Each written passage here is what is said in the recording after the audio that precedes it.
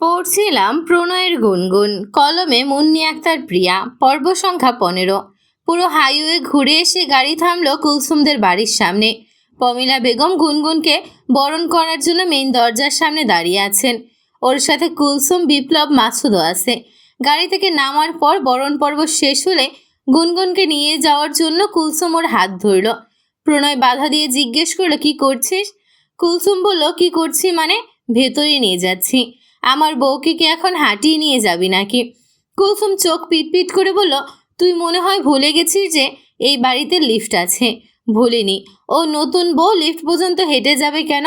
পাশ থেকে মাসুদ বলল, তাহলে এখন এই চালের বস্তাটাকে কি মাথায় করে নিয়ে যাব আমরা?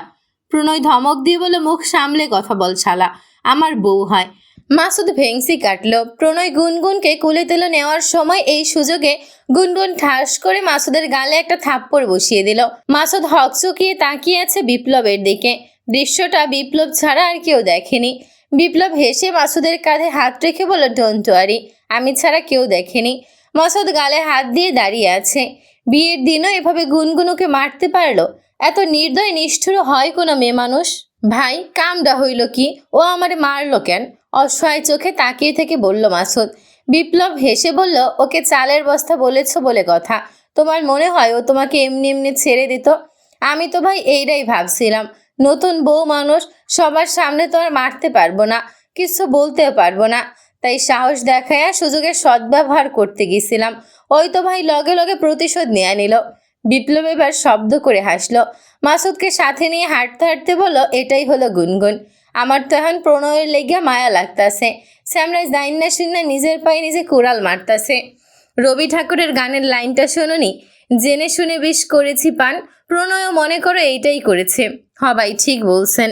তবে এই বিষ কিন্তু উপকারী। প্রণয় ভালো থাকবে, তুমি চিন্তা করো না। চলো এখন। বিপ্লব মাসুদ ভেতরে গিয়ে দেখে কুলসুম আর পমিলা বেগম লিফটের সামনে দাঁড়িয়ে আছে। যাওনি তোমরা? জিজ্ঞেস করলো বিপ্লব। কুলসুম বলল, তোমরাই তো আসতেছো না। কোথায় হারিয়ে গিয়েছিলে? মাসুদের সাথে একটু কথা বলছিলাম। প্রণয় আর গুনগুন চলে গেছে। লিফট নামতে দেরি করতেছিল, তাই প্রণয় গুনগুনকে কোলে নিয়ে সিঁড়ি দিয়েই চলে গেছে। মাসুদ মাথায় হাত দিয়ে বলল, হাই খোদা। কুলসুমদের ফ্ল্যাটের ড্রয়িং রুমে বসে আছে গুনগুন আর প্রণয়। প্রণয় বসে একটু হাঁপাচ্ছে। গুনগুন উঠে পানি নিয়ে এলো। পাশে বসে পানি এগিয়ে দিয়ে বলল, কি দরকার ছিল কোলে নিয়ে 4 তলা পর্যন্ত ওঠার? তাহলে কি করতাম? আর একটু অপেক্ষা করলেই তো লিফট নিচে নামতো। প্রণয় পানিটুকু পান করে বলল, ততক্ষণে তোমাকে নিয়ে সিঁড়ি দিয়ে চলে আসাটাই বেটার মনে হয়েছে। ছাই, উদ্দেশ্য তো খারাপ আপনার। প্রণয় অবাক হয়ে বলল, উদ্দেশ্য খারাপ মানে? এই যে কোলে নেওয়ার অজুহাতে একটু ছুঁয়ে দিতে পারলেন আমাকে। প্রণয় ভ্যাবাচেপা খেয়ে তাকিয়ে আছে। বিস্মিত কণ্ঠে বলল, তোমার কথাবার্তা শুনে মনে হয় তুমি কোনো পরনারী আমার জন্য। কুলসুম চলে আসার জন্য দুজনের কথার সামনে আগালো না। কুলসুম জানতো যে গুনগুনের বাসায় খাওয়ার কোনো আয়োজন হবে না, তাই সে নিজের বাড়িতেই ওদের জন্য রান্না বান্না করেছে। তাছাড়া পমিলা বেগম এসেছেন, তার জন্য তো খাবারের আয়োজন করতে হতো। রাতে গুনগুনের একদম ক্ষুধা ছিল না, কিন্তু পমিলা বেগম নিজে যখন খাবার হাতে নিয়ে গুনগুনের মুখের সামনে ধরেছেন, তখন আর গুনগুন ফিরিয়ে দিতে পারেনি। কতদিন সে কারো হাতে খায় না। গুনগুন খাবার মুখে নিয়ে কান্না করে ফেলে। উপস্থিত সবাই হকচকিয়ে গেল।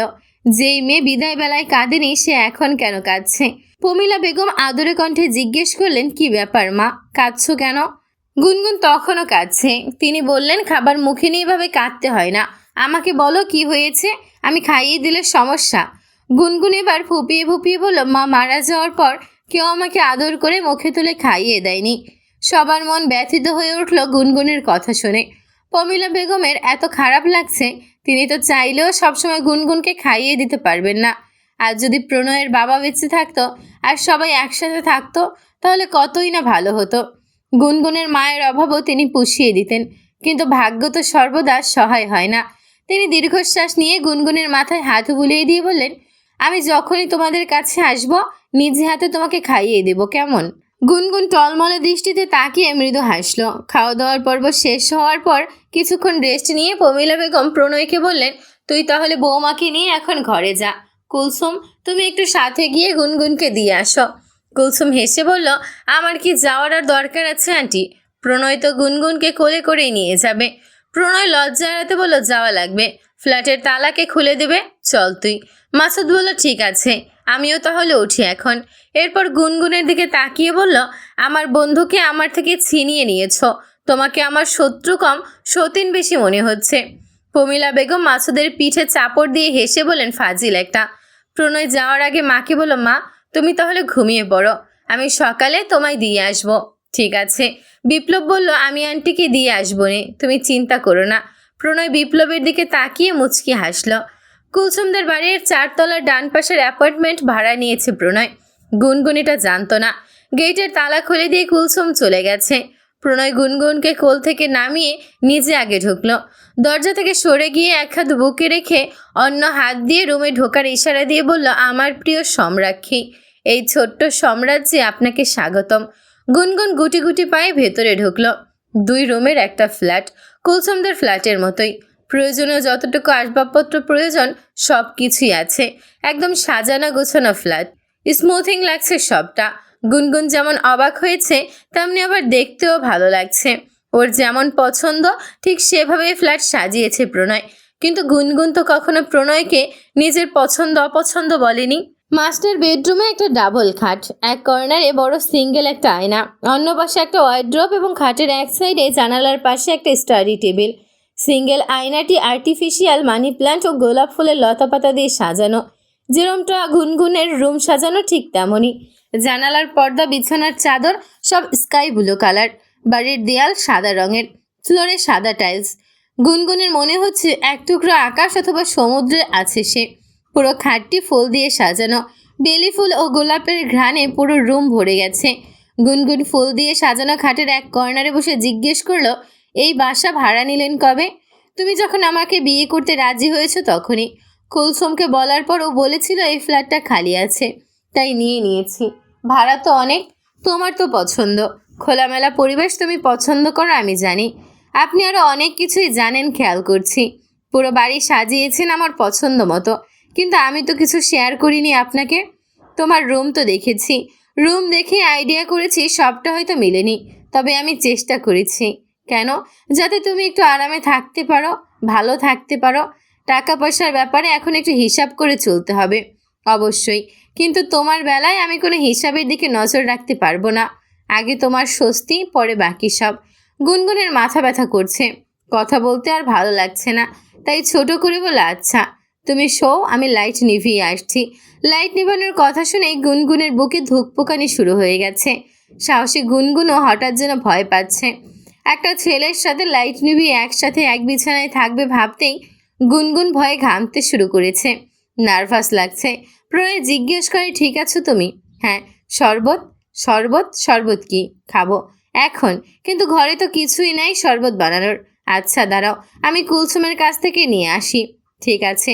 প্রণয় চলে যেতেই গুনগুন তাড়াতাড়ি শুয়ে পড়ল। ও ফিরে আসার আগেই ঘুমের ভান ধরে পড়ে থাকতে হবে, কোনোভাবেই প্রণয়ের ডাকে সাড়া দেওয়া যাবে না।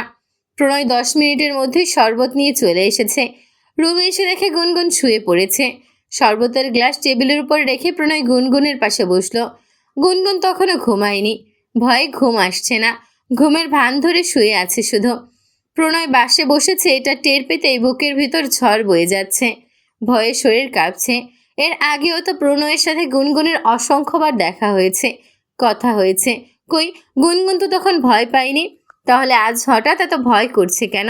রাতে এবং একা বলে? যাই হয়ে যাক, গুনগুন আজ কিছুতেই উঠবে না বলে মনে স্থির করে শুয়ে রইল। প্রণয় প্রথমে নাম ধরে দুবার ডাকলো, এরপর গুনগুনের হাতের উপর হাত ডাকলো, গুনগুন ওঠো, তোমার জন্য শরবত এনেছি। গুনগুন তবুও ব্যাঙের মতো ঘুমের ভান ধরে পড়ে আছে। প্রণয় হাল ছাড়েনি, আবার ডাকছে, এই ওঠো। গুনগুন বুঝতে পারছে এই নাছর বান্দা খুব সহজে হাল ছাড়বে না, তাই সে এপাশ থেকে ওপাশ ভিড়ে ঘুম ঝরানো কণ্ঠ বলে, না। প্রণয় আর জোর করলো না, উঠে গিয়ে পাঞ্জাবি খুলে টি শার্ট পরলো। লাইট নিভিয়ে গুনগুনের পাশে শুতেই গুনগুনের ইচ্ছে করছিল দৌড়ে পালিয়ে যেতে। এই ইচ্ছে আরও দৃঢ় হলো যখন প্রণয় গুনগুনের কোমরে হাত রেখেছে। ঘুম আসছিল না ওর একদম, তাই কাছে গিয়ে গুনগুনের কানের কাছে মুখ নিয়ে ফিসফিস করে ডাকছে, এই ঘুমিয়েছ? ওঠো না। গুনগুন পাথরের মূর্তির মতো শুয়ে আছে, নড়ছে চড়ছে না। প্রণয়ের স্পর্শ গাঢ় হচ্ছে। শাড়ি ভেদ করে কোমর থেকে পেটে হাত রাখতেই গুনগুন শরীরের সর্বোচ্চ বল প্রয়োগ করে এক ধাক্কা মারল প্রণয়কে। এরপর আবার ঘুমের ভান ধরে এপাশ ওপাশ নড়ে চড়ে হাত পা ছড়িয়ে শুয়ে পড়ল। একটুর জন্য নিচে পড়ে যায়নি প্রণয়। বুকে হাত দিয়ে দোয়া পড়ছে, লা হাওলা ওয়ালা কুওয়াতা ইল্লা বিল্লাহ। ভয় পেয়ে গিয়েছিল বেচারা, একদম বিছানার কর্নারে চলে গিয়েছিল। গুনগুন এখন যেভাবে হাত পা ছড়িয়ে শুয়েছে তাতে ওরই আর শোয়ার জায়গা নেই। গুনগুনের পায়ে হাত রাখতেই গুনগুন এবার ঘুমের ভান ধরে এক লাথি মারে প্রণয়ের পায়ে। প্রণয় এবার সত্যি সত্যি নিচে পড়ে গেছে। ব্যথা পেয়ে মৃত আর্তনাদ করে উঠল। ওরে বাবারে! ওর চিৎকার শুনে গুনগুন অনেক কষ্টে হাসি সংযত করেছে। প্রণয় বিড়বিড় করে বলে, নেহাত বউ বলে কিছু বললাম না, কিন্তু একটু ভয় লাগছে। গুনগুনের গায়ে এত শক্তি এলো কোথা থেকে? ঘুমন্ত মানুষের এত শক্তি থাকে নাকি? নাকি আবার জিনে আসর করেছে? প্রণয় তড়িঘড়ি করে আবার এগিয়ে গেল গুনগুনের কাছে। ব্যস্ত হয়ে ডেকে বলল, গুনগুন, এই গুনগুন, তুমি ঠিক আছো? অনেকক্ষণ ডাকাডাকির পর গুনগুন ঘুমের ভান ধরে বিরক্ত মিশিয়ে বলা, ঘুমাচ্ছি তো, খুব মাথা ব্যথা করছে, ডাকবেন না। প্রণয় দীর্ঘশ্বাস নিয়ে বলল, আচ্ছা। এরপর একটা কম্বল গুনগুনের গায়ে দিয়ে নিজেও পাশে শুয়ে পড়ল চুপচাপ। বাসর রাতেও বউয়ের হাতে মায়ের খেতে হলো। সোহাগ রাত নাকি মায়ের রাত, এটা প্রণয় ঠিক বুঝতে পারছে না এখনো। গুনগুনের সকালে ঘুম ভাঙল প্রণয়ের ডাকি। ভয়ে ভয়ে অনেকটা রাত জেগেছিল গুনগুন। এরপর কখন ঘুমিয়ে পড়েছিল আর খেয়াল নেই। সে পিট করে চোখ মেলে দেখে প্রণয় জানালার পর্দা সরিয়ে দিচ্ছে। এক ফালি ঝলমলে রোদ্দুর জানালার কাজ ভেদ করে রুমে ঢুকেছে। রোদ্দোজ্জ্বল রুমে প্রণয়কে দেখে গুনগুন মুগ্ধ হয়ে তাকিয়ে আছে। প্রণয়ের পরনে সাদা শার্ট, কালো প্যান্ট। শার্ট ইন করে পড়েছে, হাতা ফোল্ড করা, টপ 3টা বোতাম খোলা, চুলগুলো ভেজা কিন্তু পরিপাটি। কি যে সুন্দর লাগছে প্রণয়কে আজ। প্রণয় একটা লক্ষ্য করে জিজ্ঞেস করলো, কি দেখছো? গুনগুন শোয়া থেকে ওঠা বসলো। খোলা চুলগুলো হাত খোপা করতে করতে বলল, সাদা শার্টে আপনাকে বেশ হ্যান্ডসাম লাগে। প্রণয় বুকে হাত দিয়ে বলে, প্লেজার মাই ওয়াইফ। একটু থেমে ওয়ার্ড্রোব থেকে মেরুন রঙের শাড়ি, ম্যাচিং পেটিকোট, ব্লাউজ সব বের করে বলল, গোসল করে আসো। বিয়ের শাড়ি পরেই তো রাতে ঘুমিয়ে গেলে। এগুলো কবে কিনলেন? বিয়ের আগেই। তোমাদের বাড়ির জিনিসপত্র কেনার দিন আমাদের বাড়ির জন্য কিনেছিলাম, আর তোমার জন্য কেনাকাটা করেছিলাম কুলসুমকে সাথে নিয়ে। গুনগুন শুধু অবাক হচ্ছে ঠিক তা নয়, প্রণয়কে দেখে ওর যত্ন দেখে মুগ্ধ হচ্ছে। অবিশ্বাস্য স্বপ্নের মতো লাগছে সব কিছু। মুখে কোনো প্রতিক্রিয়া না দেখিয়ে গুনগুন ওয়াশরুমে চলে গেল। পেছন থেকে প্রণয় বলল, গোলাপি কালার ব্রাশটা তোমার আর সাদাটা আমার। গুনগুন থমকালো, তবে দাঁড়ালো না। ওয়াশরুমে ঢুকে দেখে দুটো ব্রাশ, টুথপেস্ট পাশাপাশি রাখা। বেসিনের উপর গুনগুন যেই শ্যাম্পু, কন্ডিশনার, বডি ওয়াশ ব্যবহার করে সেগুলো রাখা। সব কিছু এত সাজানো গোছানো, কোথাও যেন অভিযোগ করার কোনো জায়গা নেই। গুনগুন গোসল করে ব্লাউজের উপর তোয়ালে পেঁচিয়ে রুমে এলো। ভেজা চুলের পানি টপ টপ করে পড়ছে। প্রণয় রুমে নেই দেখে সে জলদি গিয়ে দরজা লক করে দিল। শাড়ি পরার সময় কখন আবার রুমে ঢুকে যাবে তার তো কোনো ঠিক নেই। তোয়ালে দিয়ে চুলগুলো পেঁচিয়ে গুনগুন বিছানা থেকে শাড়িটা নিতে গিয়ে দেখে 2 মুঠ মেরুন রঙের কাচের খাঁজ কাটা চুড়ি, lip liner, lipstick, face powder, eyeliner, কাজল, মাস্কারা, আইশ্যাডো প্যালেট সব রাখা। গুনগুন স্বগক্তি করে, আরে এই ছেলে পাগল নাকি? বিস্ময় কাটিয়ে গুনগুন শাড়ি পরে হালকা সাজলো। চুড়িগুলি পরার সময় প্রণয় দরজায় নক করে, হয়েছে তোমার? গুনগুন গিয়ে দরজা খুলে দিল। প্রণয় গুনগুনকে দেখে পড়ে যাওয়ার ভান করে বলল, হায় আল্লাহ, মরে যাচ্ছি, এ কোন রূপবতী আমার রুমে। গুনগুন কিছু বলল না, মাথা থেকে তোয়ালে খুলছিল। প্রণয় পিছু যেতে যেতে বলল, তোমাকে খুব সুন্দর লাগছে বউ। গুনগুন এবার ঘুরে দাঁড়ালো, জিজ্ঞেস করলো, আপনি এত টাকা কেন খরচ করেছেন বলেন তো? প্রণয় নির্লিপ্ত জবাব, তোমার জন্য। গুনগুন হাল ছেড়ে আয়নার সামনে দাঁড়ালো। গুনগুনের ভেজা চুল থেকে পানি পড়তে দেখে প্রণয় বলল, তুমি ওই টুলটাতে বসো তো। গুনগুন জিজ্ঞেস করলো, কেন? বসো। প্রণয় ওয়ার্ড্রবের নিচের ড্রয়ার থেকে একটা হেয়ার ড্রায়ার বের করলো। গুনগুন অবাক হয়ে বলল, আপনি এটাও কিনেছেন? তোমার যে লম্বা চুল, শোকাতে তো সময় লাগে, ভেজা চুলে বেশিক্ষণ থাকলে যদি ঠান্ডা লেগে যায়। এগুলো খুব বাড়াবাড়ি রকমের পাগলামি, তাই হলে হোক, প্রয়োজনে তোমার জন্য সর্বোচ্চ পাগলামির রেকর্ড করব আমি। গুনগুন কথা বলার ভাষা হারিয়ে ফেলেছে। প্রণয় ওকে জোর করেই আয়নার সামনে তুলে বসালো। হেয়ার ড্রায়ার সুইচ লাগিয়ে বলল, শোনো, আমি কখনো কারো চুল কিন্তু শুকিয়ে দিইনি, তুমি ফার্স্ট, ইউটিউবে দেখে শিখেছি। ভুলভাল হলে কিন্তু কিছু বলো না। আপনি এত কিছু জানেন কিভাবে বলেন তো?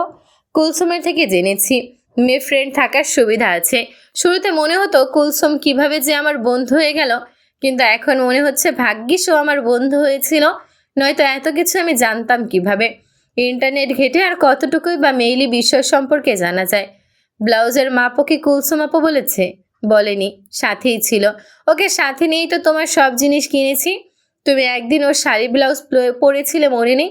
গুনগুন মনে মনে বলে হায় আল্লাহ। প্রণয় হেসে বলে আচ্ছা শোনো, বিয়ের পরে তোমাকে আরো বেশি সুন্দর লাগছে। কেন বলো তো? আপনি কেন এত বাড়তি খরচাগুলো করেছেন আমাকে আগে বলবেন একবার। বাড়তি খরচা কোথায়? এগুলো তো সব প্রয়োজনীয়। আমি তো চাই আমার বউ সবসময় সুন্দর করে সেজেগুজে পটের বিবি হয়ে থাকুক। আমি তাকালেই যেন আমার চোখ দুটো শীতল হয়ে যায়, মনটা ঠান্ডা হয়ে যায়। একটু থেমে হঠাৎ কিছু মনে হয়েছে এমনভাবে প্রণয় বলল আচ্ছা গুনগুন, তোমার সাথে কি কোনো জিন আছে নাকি? আয়নাতে প্রণয়ের দিকে তাকিয়ে গুনগুন বলল না তো। কেন?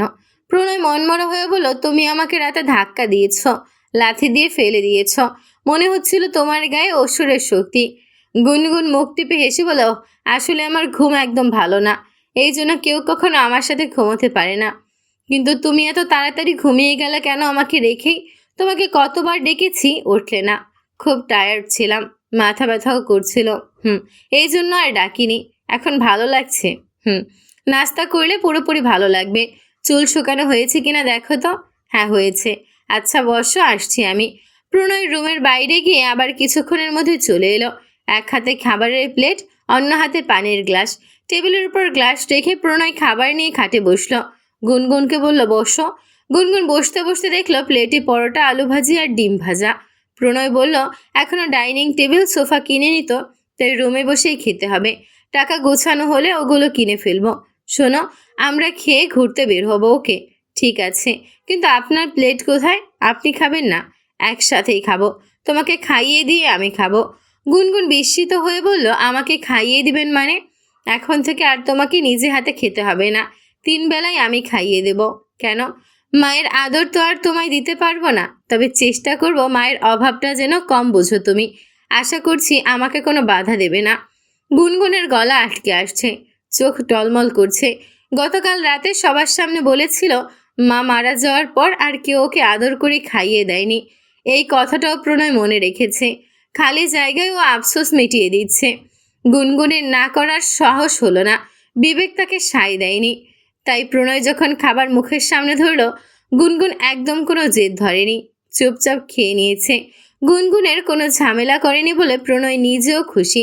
গুনগুনকে খাইয়ে দেওয়ার সময় সে গল্প বলছিল। গুনগুন খেতে খেতে চোখের পানি নিয়ে হাসছে। হাসতে হাসতে বলল আম্মু আমাকে খাইয়ে দেওয়ার সময় যে গল্প বলতো, এটা আপনি জানলেন কি করে? জানিনি, আন্দাজ করেছি। বলতে গেলে ছোটবেলাতেই তো শাশুড়ি আম্মুকে হারিয়েছ, তাই মনে হলো বাচ্চাকালে হয়তো তোমায় তিনি গল্প শুনিয়ে খাওয়াতো। হ্যাঁ, খুব বাচ্চা যখন ছিলাম তখন গল্প শুনিয়ে খাইয়ে দিত।